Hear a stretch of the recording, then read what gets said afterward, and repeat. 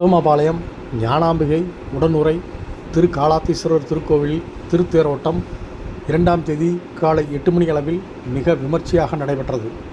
ஆயிரக்கணக்கான பக்தர்கள் திரளாக கலந்து கொண்டு திருத்தேரினை வடம் பிடித்து இழுத்தனர். தேனி மாவட்டம் உத்தமபாளையத்தில் உள்ள நூற்றாண்டு பழமை வாய்ந்த மிகவும் பிரசித்தி பெற்ற அருள்மிகு ஞானாம்பிகை உடனுறை திருக்காலாத்தீஸ்வரர் கோவில் மாசி மக திருவிழாவை முன்னிட்டு கடந்த 19ஆம் தேதி கொடியேற்றத்துடன் தொடங்கினர். 10 நாட்களாக நடைபெறும் இந்த விழாவில் திருக்கல்யாண விழா நடைபெற்றது. இதனைத் தொடர்ந்து விழாவின் முக்கிய நிகழ்வாக திருத்தேரோட்டம் ஊர்வலத்தை மிக விமர்சையாக தொடங்கினர். மஞ்சள் நிற பட்டு உடுத்தி திருக்காலாத்தீஸ்வரர் உடன் திருத்தேரில் எழுந்தருளிய ஞானாம்பிகை அம்மன் பக்தர்களுக்கு அருள்வாளித்தார். பின் சிவ வாத்தியங்கள் முழங்க நமச்சிவாய நாமம் முழங்க ஆயிரக்கணக்கான பக்தர்கள் திருத்தேரினை வடம்பிடித்து இழுத்துச் சென்றனர்.